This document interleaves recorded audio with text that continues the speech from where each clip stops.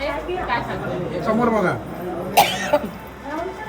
मी पत्रकार परिषद याच्यासाठी घेतली की आमचं म्हणणे जे आम्ही जे व्यक्त करतोय, जे आमचं दुःख व्यक्त करतोय, मोदीजीपर्यंत सन्माननीय मोदीजीपर्यंत पोचण्यासाठी आणि सन्माननीय आमचे फडणवीस साहेब, देवेंद्र फडणवीस साहेब यांच्यापर्यंत पोचण्यासाठी की आमच्या व्यथा या आम्ही फक्त व्यथा मानल्या का आम्हाला तिथे पोचू दिलं जात नाही त्यांच्यापर्यंत.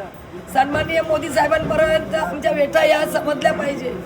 सन्माननीय देवेंद्र फडणवीस साहेब यांच्यापर्यंत माझ्या कोळी समाजाच्या व्यथा समजल्या पाहिजे आणि सन्माननीय आशिष शेलार साहेबांकडे कोळी समाजाच्या व्यथा पोचल्या पाहिजे. सन्माननीय विनोदजी तावडे साहेबांकडे या व्यथा पोचल्या पाहिजे. सन्माननीय अमित सातव साहेबांबरोबर या कोळी समाजाच्या व्यथा मी मानते. माझ्या स्वतःच्या व्यथा नाही आहे, या माझ्या सर्व कोळी समाजाच्या व्यथा आहे. या पूर्ण कोळी समाजाच्या व्यथा मी मानते का त्यांच्यापर्यंत पोचू दे. हे आमचे शब्द त्यांच्यापर्यंत पोचू देत नाही लोक. ताई, तुम्ही आता सगळ्या सिनियर नगरसेविका आहात सिटिंग, बरोबर. भारतीय जनता पार्टीच्या बऱ्याच कार्यकर्त्यांना आणि नगरसेवकांना सिटिंगच्या तिकीटं मिळालेली नाहीत. मग अशांनी जर तुमच्याशी संपर्क साधला, मग त्यांच्या ज्या भावना आहेत त्या घेऊन तुम्ही नेतृत्व करून मुख्यमंत्र्यांना किंवा रणनीती करू शकतो. भेटणार आहात. तसा काय तुमच्याकडून प्रयोग होऊ शकतो का? तर मराठे साहेब, काय माहिती आहे, आता हा वर्सव्याचा कोलीवाडा आहे. हा अख्ख्या महाराष्ट्रातला बहुसंख्य कोळ्यांचा कोलीवाडा, मोठा कोलीवाडा आहे. आणि ह्या इथेच जर हा काही उपयोग असा झाला आणि सरकारने ह्याच्यावरती आमचं लक्ष दिलं नाही. पहिल्याच तिथे आमच्या किती 700 बोटी होत्या, आज 70 बोटी दिसत नाही. याला कारण तिथलं प्रदूषण आहे.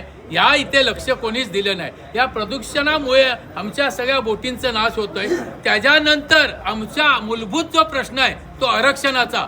आरक्षण आम्हाला मिळालं 1950ला जेव्हा संविधान पारित झालं, आरक्षण मिळालं. पण त्या सरकारांनी आदिवासी आणि आदिवासी कोळी हे एकत्र करून आमच्या जेवढ्या बी काही गोष्टी होत्या, म्हणजे या ज्या विकासाच्या त्या गोष्टी होत्या आणि विकासाचा जो हे होतं रक्कम होती किंवा विकासाचं ज्या काही गोष्टी योजना होत्या त्या सगळ्यांचं फेरघसल करून आम्हाला अक्षरशः फसवलेलं आहे.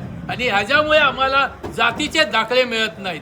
आणि जातीचे दाखले करताना काही आयोग आहेत, मग ते आदिवासी आयोग आहेत किंवा बाकी संविधानिक आयोग आहे, यांनी ह्या सगळ्या गोष्टींचा उहापोह करून आजपर्यंत जातीचे दाखले दिले नाहीत. त्याच्यामुळे नोकऱ्या नाहीत, धंदे व असे राजकारणात आम्हाला पदार्पण करता येत नाही आणि अर्थकारणातून आम्हाला नष्ट केले सगळ्या बाजून.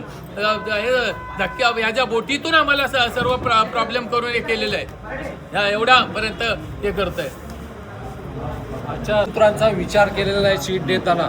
मग ते आमदार असो, खासदार असो, नगरपालिका असो, जिल्हा परिषद असो, या सगळ्यामध्ये भूमिपुत्रांना डावळलेलं आहे. कुठल्याच राजकीय पक्षांनी आम्हाला तिकीटे नाकारलेली आहेत. आता या संदर्भात भूमिपुत्र आम्ही विचार करू, या संदर्भात आम्हाला काय करायचं आहे ते.